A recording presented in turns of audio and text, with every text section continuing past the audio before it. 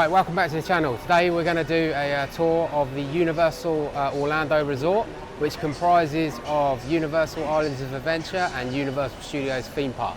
Just to say, just as you come in, there is you park your car in the parking lot, then you come through security, then you come down to these travelator things, and then you walk down here to get into the area which is called City Walks. Now, as you come through here, there's a crazy golf course down there, which is a bit odd, an odd place to have one. On the left-hand side, you've got Bubba Gump Shrimp Company, which is actually quite a cool restaurant to go in. And then on the right-hand side, as we come down here, they've actually got a cinema. The moving walkway exit is approaching. So you can come here and watch the films. One thing to point out in here is that's not really well known. There's actually a Burger King just in this section on the right here. So it's good to know that that's there, because it's much cheaper to eat in Burger King than it is to eat in most other places in this City Walks and certainly the theme parks. Another shop over there is called the Cinnabon. They do some lovely cinnamon rolls in there, and they are huge.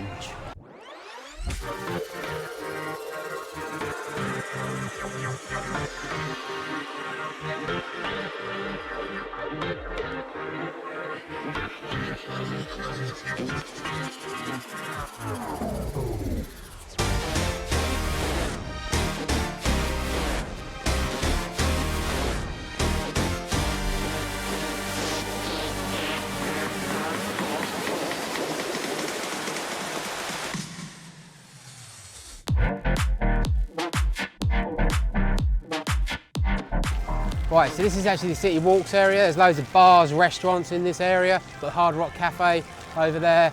You've got a sports bar there, massive sports bar. Another gift shop. You've got a big restaurant over there called the Chocolate Emporium, which is food and desserts. And then you've got all these little like gift stalls along here. Now, it just amazes me that they make any money. I mean, who's coming here and buying pearls? I don't understand it. And there's actually quite a cool bar over here with a crashed aeroplane in it.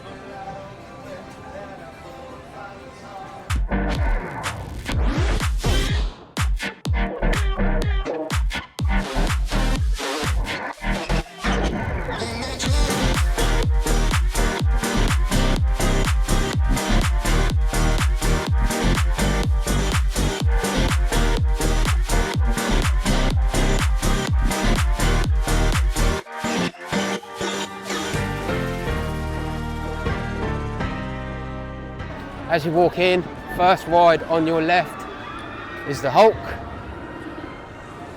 And this ride was actually built, believe it or not, in 1999. So it's a very old ride, but it's an absolute classic. It's one of the best rides in Orlando, in Florida.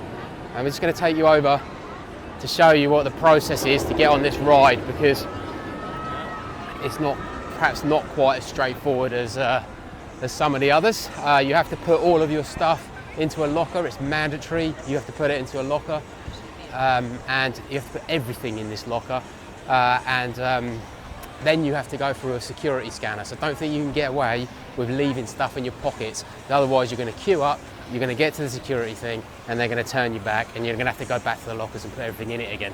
So once you get over here, you've got to speak to one of these people. Don't think that you can, if you've got a QR code, you can't do this, right? You have to go and get one of these little cards off one of the people. And then you walk up to this machine, and then you scan the barcode on there, and then it opens a locker for you. You put your stuff in it, and you close it. And then when you're done, you come back, and then get your stuff back out, and then close it again. So, yeah, so one thing to be super careful of with these lockers is do not leave this in the locker. It's very easy when you're in a rush, you're taking everything out of your pockets and you chuck that in. you've then locked all your stuff in there and you've got no ticket to get back into it. You need to take that on the ride with you. It's the only thing that you're allowed to take onto the ride, and also your express pass. If you've got one of those, you're allowed to take those onto the ride and then get on. If you don't, what I would also recommend is just take a mental note of your locker number, because if you lose that card or you do accidentally lock it in there, you need to be able to go and speak to one of the people and they'll unlock it for you. Also, those lockers are quite small. They're like letterbox lockers. They're really just for small stuff like wallets and phones and things like that. Once you've done that, you then walk over here and you get on the ride. And you can either, currently it's a 45-minute wait on the queue, on the normal queue, or you can go on a single rider line, or on the right hand side here you've got the express lane, the Universal Express Pass. Over here you've got this ride which is called Storm Force Acceleration. Probably the closest thing I can to it is probably a waltzer, like you get a waltzer at the fair. It's more designed for kids, this one. It's not really an extreme ride. So once you've been on the Hulk, you then walk through here, you're into the kind of superhero, Marvel kind of area. This is probably the main ride in here is the Spider-Man ride, which again, it's a very old ride. It's a bit of a classic, but it is starting to show its age a bit now, but you still need to go on it. So the Spider-Man ride it's not a roller coaster, it's like a simulator. I would say it's one of those rides, if you suffer from like motion sickness, like car sickness, you might struggle a bit with this ride. Similar with the Transformers, the Harry Potter simulator, those ones can make you sick, and quite often these rides, those simulator rides, they're delayed because people have been sick on them. So this next area, once you come past the Spider-Man area, I'm not entirely sure what this area is called, like Looney Tunes, cartoon stuff. There is mainly shops and restaurants in this little bit here, and these kind of like game things that people do that you can spend money on if you want to. I think as you go through, this is where the log flume ride is, and I would say out of all the rides in this park, that one's going to get you soaked. There's a couple that are going to get you soaked. There's that one, and there's like a Congo Rapids one. They're the ones that are going to get you soaked, but I've been on this log flume one and you get proper soaked. All right, so I've just come through the cartoony area, and now we're walking through into, I think it's the kind of Jurassic area. You can see all the greenery start to change. And the first ride that we're going to see here on our left is Kong. This is a simulator ride. You basically go in and you get put on this kind of bus, and it takes you through a Kong simulator.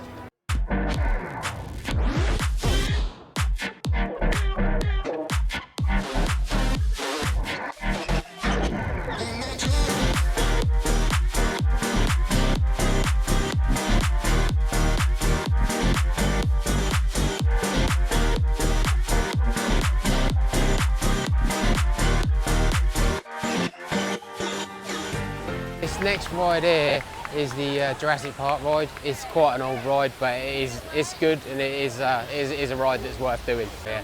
And this is another ride where you get wet, but you don't get massively wet on this ride. It depends where you sit. You're kind of a bit of pot luck where you sit. If you don't mind getting wet, then it's fine. And to be honest, if you do get wet, you dry off pretty quickly anyway. Right, so this ride here up here is called the Pteranodon Flyers, and it's more of a kid's ride. I think it might even have a maximum height of what people that can go on it. So it's not a ride that I have actually been on. Right, we're now going to walk down to where you get on the Velocicoaster, which in my opinion is currently the best ride in Orlando. It's probably the best ride in terms of roller coasters that I've ever been on, and it's worth queuing up for. Right, so this ride is actually, I'll just wait for this.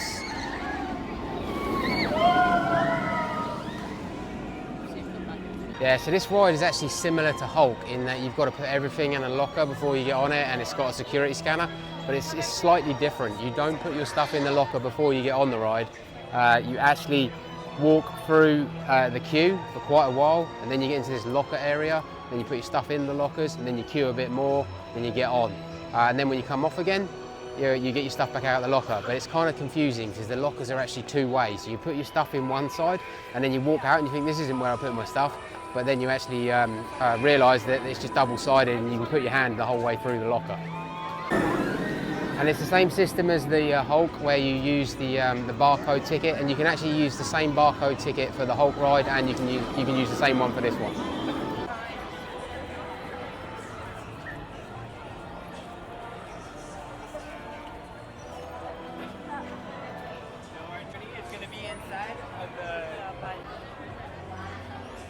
Okay, in a similar way, you've got the normal queue, the express queue, and the single rider queue.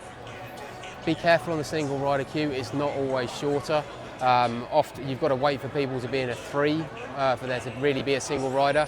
And also the express lane on this one is quicker, but you still do have to queue for quite a long time. The express line doesn't take you all the way up to the line, it only takes you through this first part and then you're in the queue with everyone else. Even when you get to the locker part, you're in the queue with everyone else, and then beyond it for about another 20 minutes. Yeah, having said that, the express line on this one is still well worth it. You're probably going to save yourself about 40 minutes on a 60. This is currently 60 minutes wait, that queue. You're probably going to save yourself about 40 minutes. As you start to walk across this bridge, you see the Harry Potter world. I think this is called Hogsmeade. I'll be honest, I'm not a Harry Potter fan, so I don't actually know what all these things are. I'm just relying on my son to tell me what these things are called.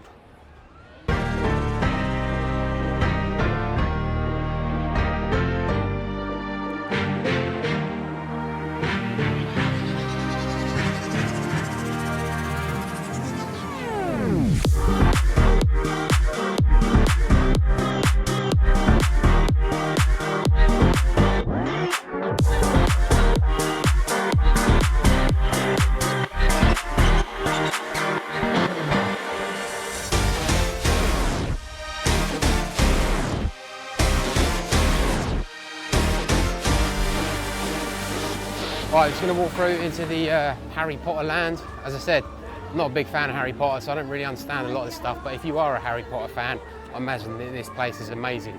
There's actually two Harry Potter areas, one in this park and one in the other park, and they're joined by a train. You can get a train, Hogswater Express, oh no, there it is. You get that train, Hogsmeade, London, King's Cross, and it takes you over to the other park. One thing to watch out for with that though, you do need a park-to-park ticket if you want to use that. If you've got an individual ticket for each park, you can't get on the train. And you've got to show your park-to-park ticket when you get there so you can get on.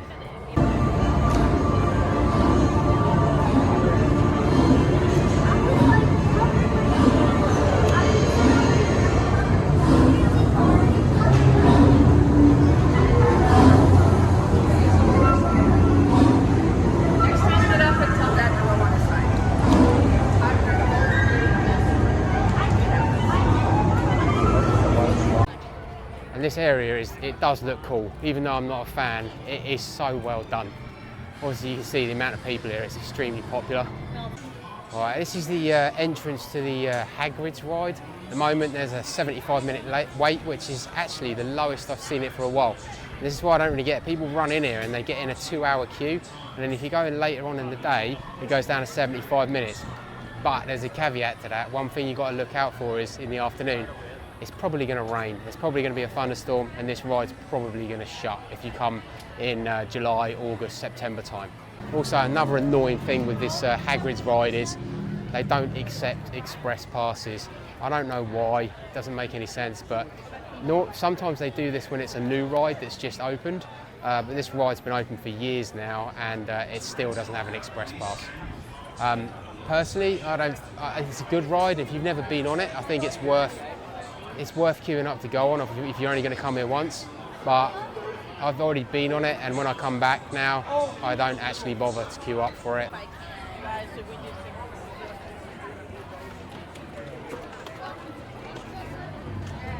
One of the things in these Harry Potter worlds which is quite interesting is you can't actually buy any Coke products in here like you can everywhere else in the park. Apparently wizards don't drink Coke is what the guy said when I asked him. So instead you have to buy this butterbeer stuff, which is actually quite a famous thing from the film. So a lot of people come here because they want to buy the butterbeer. You can actually buy these wands here. They are mentally expensive, but people love them, and some of them you can actually buy, and they've got these kind of like special infrared things, and you can wave your wand at something in the park, and it will just start spraying out water, or it will do something magical. It's quite amazing that it can actually do that. So if you've got people that are stood under an umbrella, you can wave your wand and do a spell, and then it just throws loads of water over them. And there's a wand store over here with all the different wands that you can get.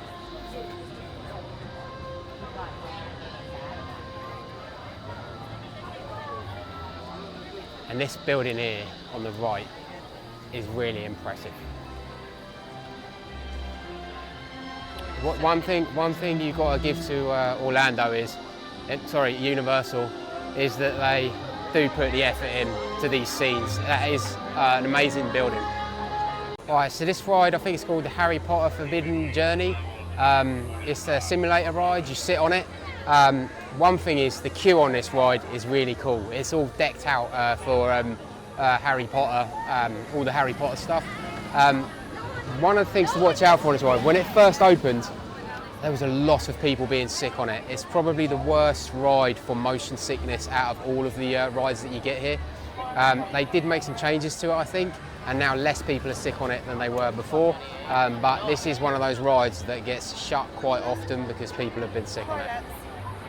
Next to that, we've got this ride here, which is called the Flight of Hippogriff, which is actually just a small kind of kids coaster. All right, so what we're actually doing now is walking back down towards the exit. What you'll find is when you come in here in the mornings, if you want to run for the Harry Potter rides or the Velocicoaster, you're better off coming into the park, turning right and running up this way, because it takes a lot longer to run round the other way. So come in the park, turn right, and there is actually a couple of little shortcuts that you can take as well to get there in front of everyone else. So this is another kind of area for kids, really. It's just a few, I think there's a few small rides here for real young kids, and a few shops and restaurants. I think in general, Universal for younger kids is not as good as, say, a Disney park is. Disney parks are much more geared to really small kids. Universal tends to be kind of slightly older kids that can actually fit on most of the rides. Otherwise, you're not really going to get too much value out of this park if you're coming here with kind of 3, 4, 5-year-olds.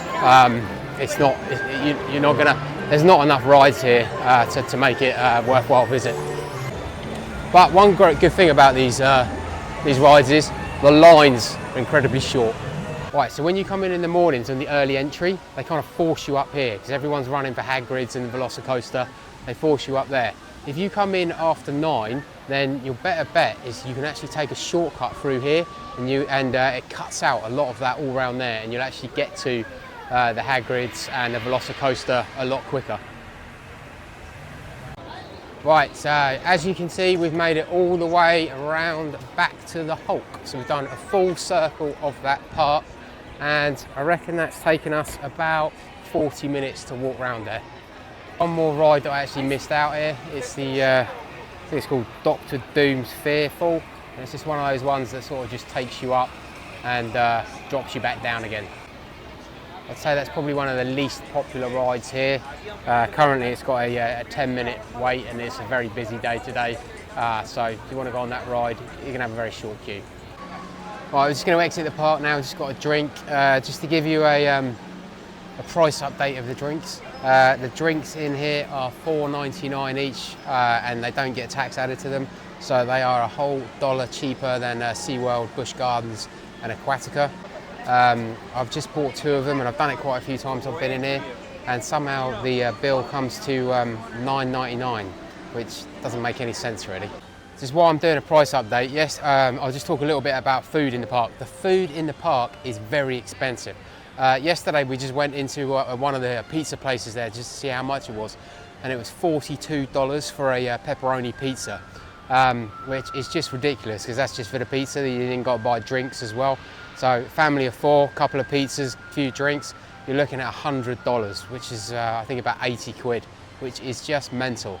A small tip for you, if you want to have pizzas, you can just walk out the park, walk over there, and on the corner in City Walks there's a small pizza place, and they sell a pepperoni pizza for $14, and you also get a Coke, which is I think about $4 or $5, but you get free refills on that Coke. So instead of buying the pizza in the park, just walk out, walk up a few minutes up there, grab yourself something to eat and save yourself a bunch of cash. Right, quick geography update of where we are. Right, over here, Islands of Adventure. Over here, this area here with all these bars and things, that's called City Walks, Universal City Walks. There's a Hard Rock Cafe, and just beyond that, you've got the Universal Dome, and that's the entrance to the Universal Studios Park. So, here we are at the Universal Studios Florida entrance. Right, we just entered the Universal Studios park, and we're actually going to take a walk around to the right first. First thing you're greeted with, another gift store. This area that we're walking around to here has not actually got a lot in it. I don't think there's any rides around here. I think it used to have the Men in Black ride, which is, no, sorry, what was it called? I think it was the Men in Black ride or something, but it's not here anymore.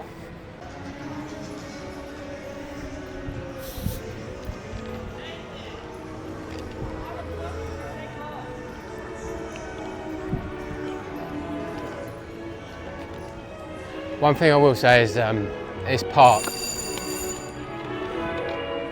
with this park, it's a bit more chill than the Islands of Adventure one. To me, it just seems a bit more spacious, and I really like the way they've done all the streets here. It's really cool.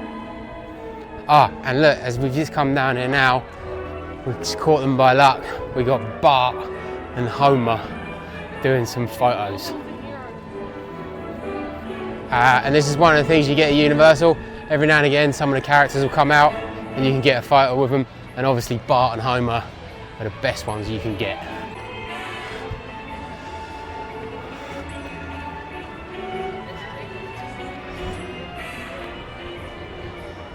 On the left-hand side here, there's actually an old American diner, which looks really cool.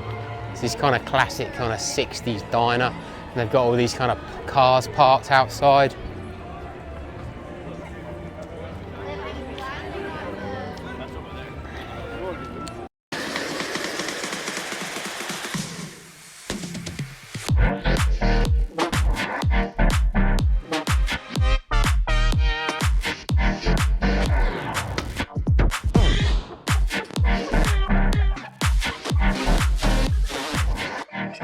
About to walk into the Simpsons area, which is actually my favourite area of the park, mainly because I love the Simpsons. But before we do that, on the left-hand side here, I think that's the Back to the Future 2 train. And then as you get around here, I think there's a DeLorean, the car from Back to the Future.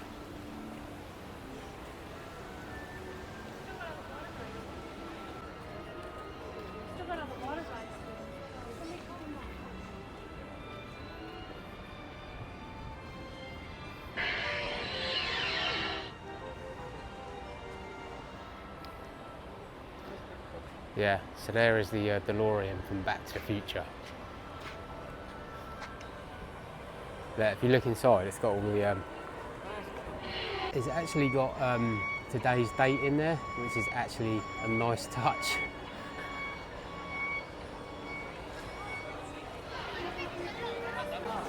Right, here we go, Simpsons World, Simpsons Land.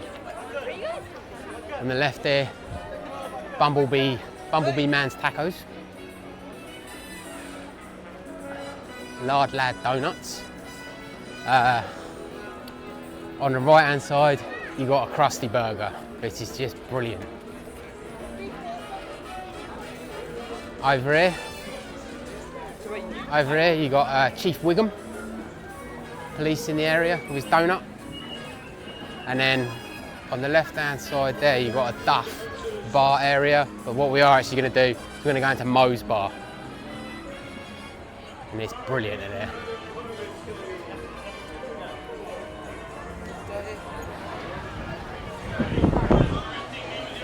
So here we go.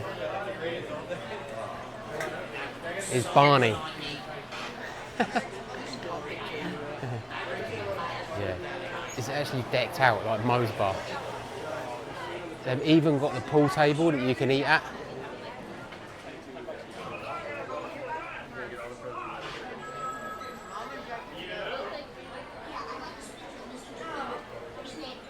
And also there you can get a flaming Moe, where they actually create you a drink and set fire to it. That guy's actually got one there, it's bubbling. It's just cool. And then you can actually walk through here. It takes you to Krusty Burger.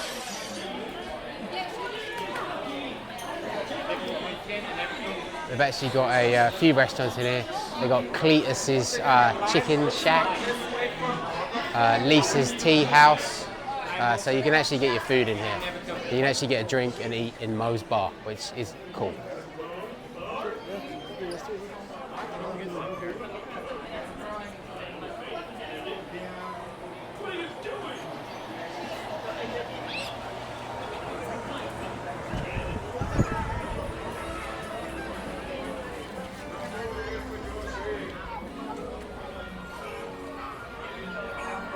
Right, come out of Moe's bar and you go into Quickie Mart.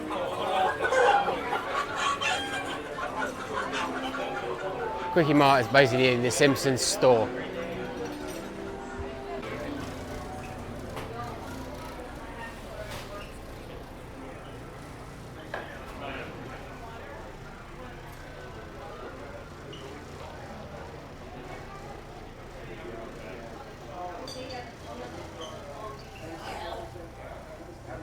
Yeah, so just going to do a little unboxing here of a massive Simpsons donut that I've just got, and it is massive. Give you an idea of how big this donut is. Let's put an iPhone next to it. That is how big this donut is, and I'm going to eat it. Alright, so there's a couple of rides in the Simpsons world. You've got one small child's one here, and then the main one is a simulator ride. I am just going to go and point this out over here because it's super cool. You see over there, Wanted, El Barto. And El Barto was here.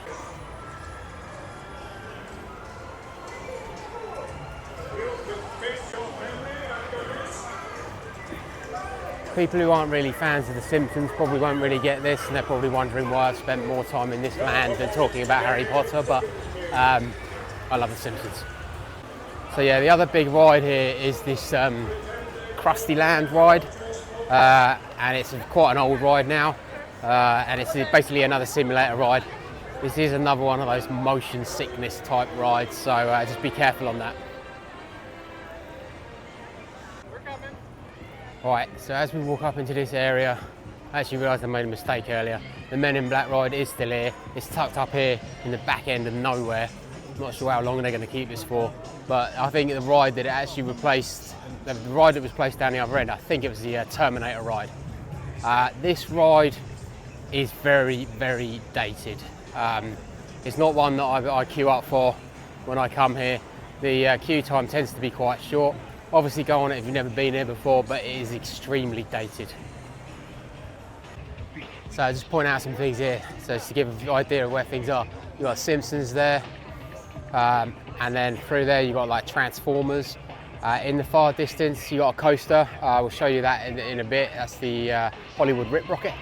And then over in this area, which we're about to walk into next, is the second Harry Potter land. Obviously we showed you the first Harry Potter land in Islands of Adventure.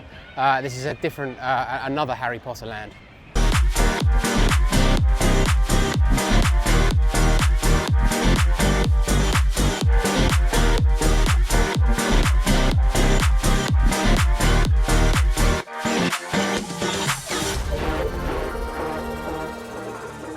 we're just about to come through this Harry Potter land. One thing to point out is when you get the train from the other part, this is where it comes out.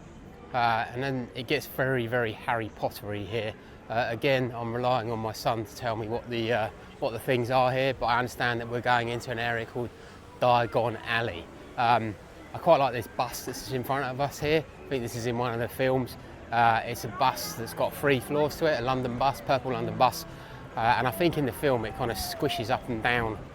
There's a thing over here where people knock the door. There's some sort of thing where you knock the door, and then after a while, someone appears up in that window there. I'm assuming that's something to do with Harry Potter. Yeah, so as I said, this is where the train comes out. So when you get on the train, there's a King's Cross there. Now, one thing to look out for here is it's very easy to walk past this Diagon Alley and not actually see what it is. It just looks like a wall that you're about to walk past, but as we'll see as we walk through it, it's quite mad.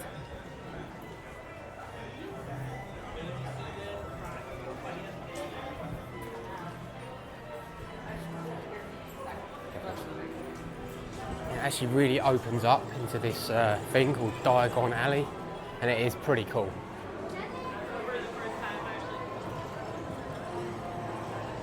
There's another restaurant on the left here. Go in here, it's actually quite smart. You can actually come in here and eat. But look.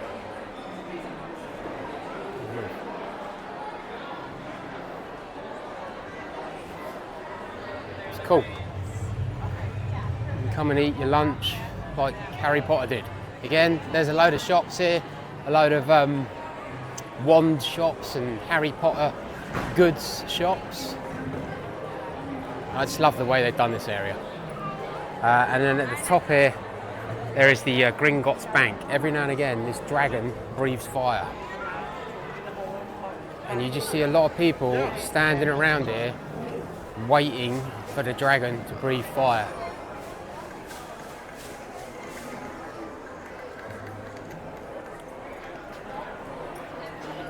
Another wand shop. There's a ride here which is called Escape from Gringotts, which is like a simulator ride.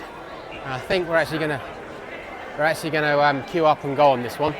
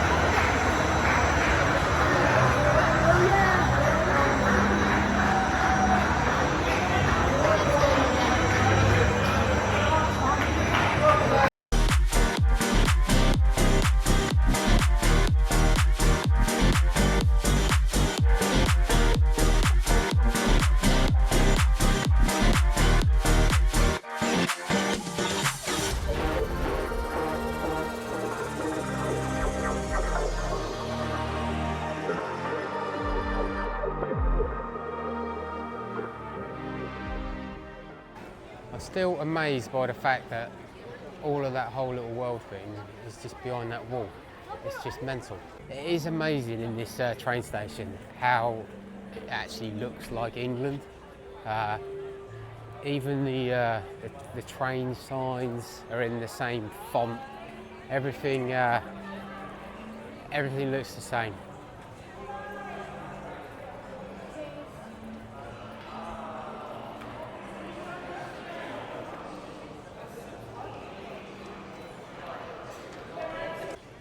Little point to the past there, Amity Island. That's obviously the island out of Jaws. And actually, there is Jaws.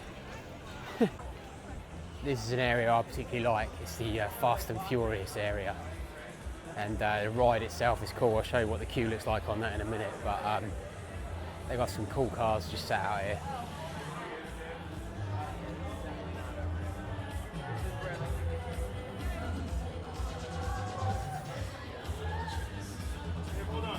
Pretty sure that's a Dodge Challenger. Not sure what the red one is. And we've got a Subaru.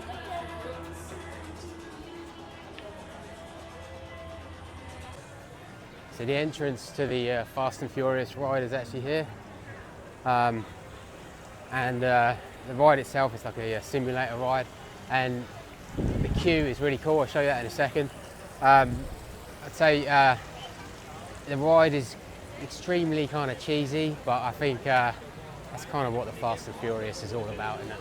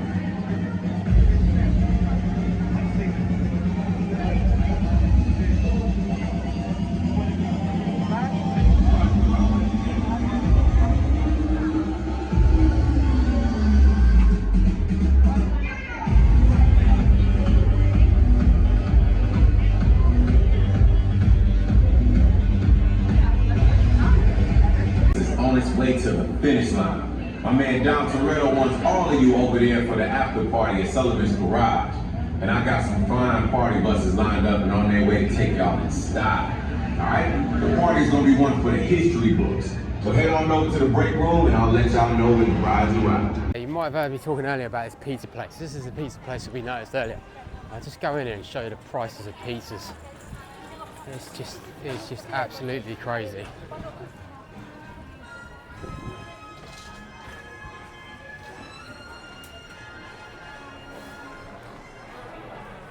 But as you can see, it's absolutely rammed. But if you look up here, pizza, I don't know if you can really see it, but a whole pizza, a whole cheese is $39, a pepperoni is $43. And then the drinks are $4.50 each. But people are in here buying it, so people are obviously happy to spend the money on it. I think for some people, they actually get all meals and things included in their stay, so they just eat at the hotels and then they eat at the parks. It's all included in the same price. One small tip, just while we're walking down here, we're just going to walk down to the Mummy ride. One small tip is it rains a lot in Florida in the summer in the afternoon. So you're better off doing all of the outdoor rides in the morning and then you can do all of the indoor simulator rides in the afternoon. As soon as there's any chance of rain or thunder, they close the ride. And even if you can't see it, it could be a few miles away, they close the ride. And they close it until it passes, and they close it until it goes even a bit further away. So the ride can actually be closed for quite a long time when there's a thunderstorm. And that becomes a real problem if, say, you've decided to queue for the one of the rides, like the Hagrid's ride or something that's got a long queue. You've been in it for like 70 minutes, and then all of a sudden they decide to close the ride for 40 minutes because there's a thunderstorm, and then you've still got to wait the 70 minutes afterwards.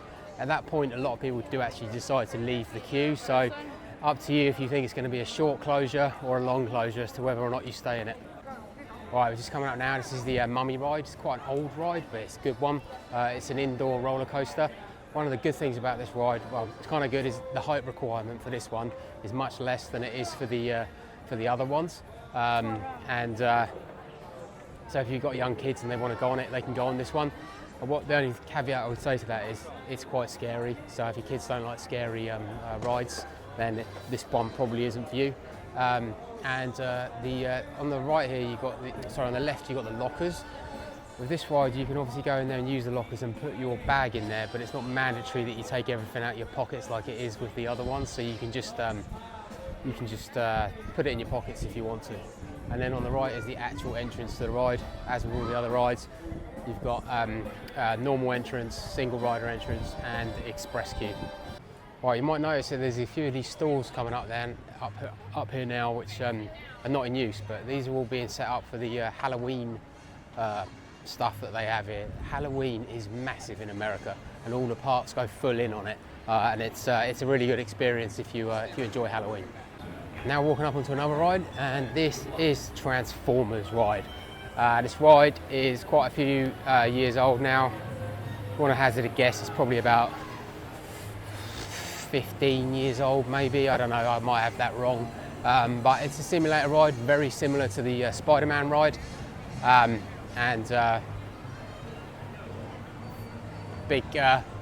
Big model of, I think it's Optimus Prime. And every now and again, one of the big Transformers comes out here, robot, and you can have your photos taken with them.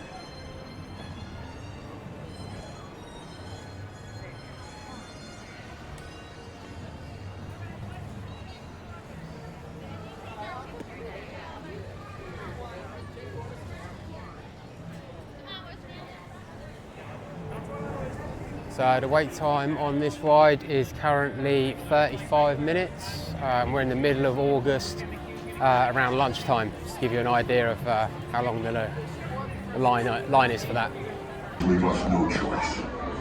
AVAC believes you can help him protect the Allspark. I believe you can too. So the fate of the Earth is in your hands. Take the Allspark to safety. Optimus out. Actually, as I was just talking about, Bumblebee is down here. And you can queue up and have your photo taken with Bumblebee. I think Bumblebee is the coolest Transformer.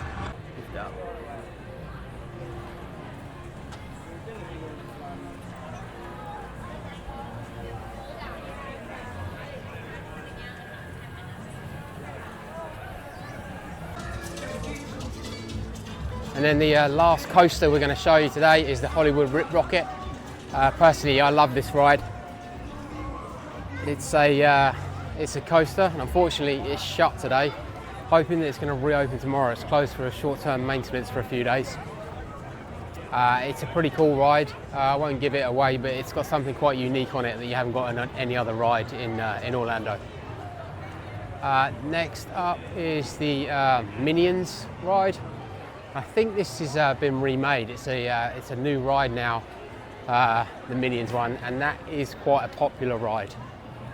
Right, so now coming back round to the entrance exit of the park.